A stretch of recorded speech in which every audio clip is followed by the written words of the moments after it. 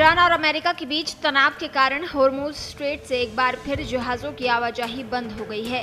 होर्मुज के रास्ते कच्चा तेल ले जा रहे भारतीय ध्वज वाले 2 जहाजों पर फायरिंग की घटना ने हालात को और गंभीर बना दिया है। समुद्री सुरक्षा से जुड़े सूत्रों के मुताबिक ये घटना तब हुई जब ये जहाज सकड़े जलमार्ग से गुजर रहे थे, जो पहले से ही क्षेत्रीय संघर्ष के चलते संवेदनशील बना हुआ है। दरअसल होर्मुज जल डबरू मध्य से गुजर रहे 2 भारतीय जहाजों के पास अचानक फायरिंग शुरू हो गई। बताया गया कि ये गोलियां आसपास हो रही स्मॉल आर्म्स फायरिंग का हिस्सा थी, जो जहाजों तक पहुंच गई। हालांकि किसी भी क्रू मेंबर को चोट नहीं आई। सरकार से जुड़े सूत्रों ने स्पष्ट किया कि दोनों जहाजों को हल्का नुकसान हुआ है।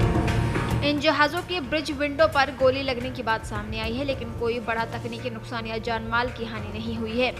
एक टैंकर के कप्तान ने दावा किया कि इस्लामिक रेवोल्यूशनरी गार्ड कॉर्प्स यानी IRGC से जुड़े 2 गन बोट्स जहाज के पास आए और फायरिंग शुरू कर दी। हालांकि इसकी आधिकारिक पुष्टि नहीं हुई है। इस घटना के बाद भारत के विदेश मंत्रालय ने ईरान के राजदूत मोहम्मद फताली को तलब कर कड़ा विरोध दर्ज कराया।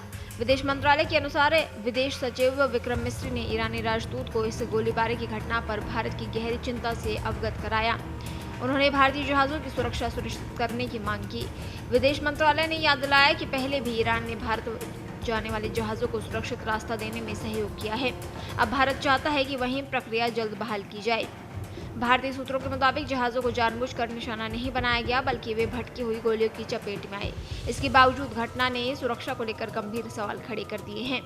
इस बीच एक ऑडियो क्लिप भी सामने आई है, जिसमें एक भारतीय जहाज के क्रू मेंबर समुद्री अधिकारियों पर नाराजगी जताते हुए कहते सुनाई दे रहे हैं, आपने मुझे रास्ता दिया और अब फायरिंग कर रहे हैं, मुझे वापस मुड़ने दीजिए।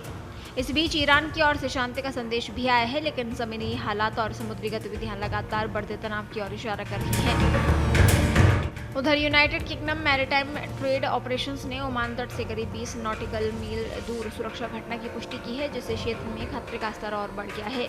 कई जहाजों ने दावा किया कि उन्हें VHF रेडियो पर ईरानी नौसेना की ओर से संदेश मिला कि होर्मुज जल डबरू मध्य को फिर से बंद कर दिया गया है।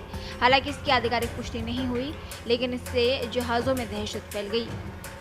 होर्मुज में गोलीबारी की इस घटना पर भारत में ईरान के सर्वोच्च नेता के प्रतिनिधि डॉक्टर अब्दुल मजीद हकीम इलाही ने कहा, ईरान और भारत के बीच रिश्ते बहुत मजबूत हैं और जिस घटना का आपने जिक्र किया है उसके बारे में मुझे कोई जानकारी नहीं है।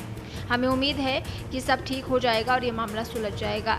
इसके साथ ही उन्होंने कहा, हम ये युद्ध नहीं चाहते, हम शांति चाहते हैं और हमें उम्मीद है कि इसका दूसरा पक्ष भी शांति का पालन करेगा, ताकि हम एक शांतिपूर्ण क्षेत्र बना सकें।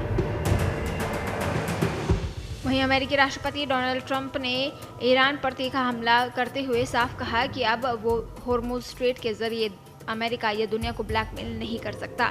ट्रंप ने अपने बयान में ईरान की सैन्य क्षमता और नेतृत्व पर भी सवाल उठाए। ट्रंप का कहना था कि ईरान दशकों से क्षेत्र में अस्थिरता फैलाता रहा है, लेकिन अब हालात बदल चुके हैं और उसे इसके परिणाम भुगतने होंगे।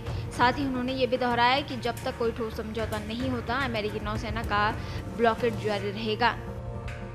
होर्मुज जल डबरू मध्य में हुई ये घटना सिर्फ एक फायरिंग नहीं, बल्कि वैश्विक समुद्री सुरक्षा के लिए बड़ा संकेत है। भारत जैसे देश, जिनका बड़ा व्यापार इस मार्ग से गुजरता है, अब अतिरिक्त सतर्कता बरत रहे हैं। देश दुनिया की ताजा खबरें और वीडियोस के लिए अभी डाउनलोड करें पत्रिका ऐप।